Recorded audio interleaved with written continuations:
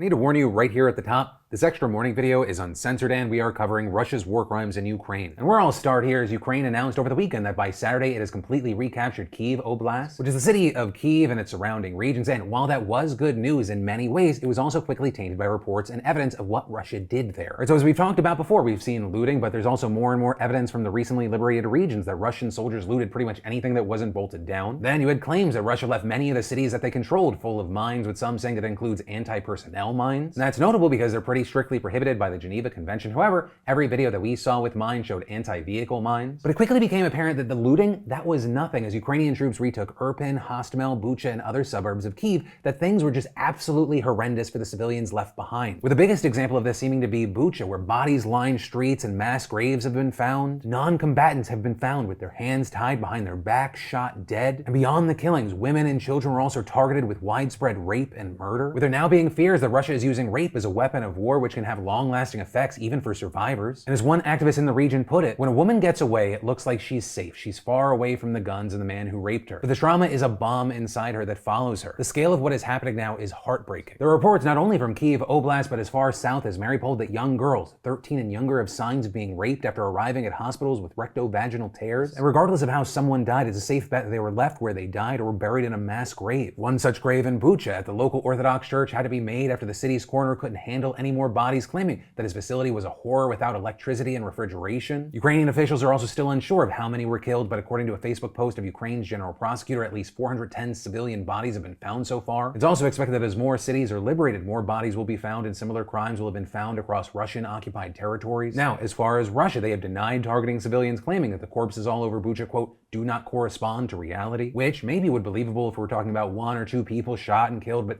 hundreds, including women and children. And so as news of these crimes drew, so did the condemnation. In an interview with CBS a day after the graves were found, Zelensky said, "This is genocide, the elimination of the whole nation and the people. We are citizens of Ukraine and we don't want to be subdued to the policy of the Russian Federation. This is the reason we are being destroyed and exterminated." Also going on to give a speech about the situation to Russia, saying, "Concentrated evil has come to our land. Murderers, torturers, rapists, looters, who call themselves the army, and who deserves only death after what they did. I want every mother of every Russian soldier to see the bodies of the killed people in Bucha, Irpin, and Hostomel. What did they do? Why were they killed? What did the man who was riding his bicycle down the street do? Why were ordinary civilians in an ordinary peaceful city tortured to death? Why were women strangled after the earrings were ripped out of their ears? How could women be raped in front of children? How could their bodies be desecrated even after death? What did the Ukrainian city of Bucha do to your Russia? Russian mothers. Even if you raised looters, how did they also become butchers?" With Zelensky also outlining a new prosecutor's office to investigate these war crimes and maintain a list of alleged Russian war criminals, with part of that plan including international partners to help investigate and keep those individuals accountable. Also outside of Ukraine, the reports from Bucha have led to increased calls for sanctions against Russia. Now it's unclear what further sanctions would be put in place, but some Biden administration officials have floated the possibility of secondary sanctions against nations that help Russia evade the current ones, with President Biden also having this to say this morning. "You may remember I got criticized for calling Putin a war criminal. Well, the truth of the matter, you saw what happened in Bucha. This warrants him, he is a war criminal. But we have to gather the information. We have to continue to provide Ukraine with the weapons they need to continue the fight. And we have to gather all the detail so this can be have a war crime trial.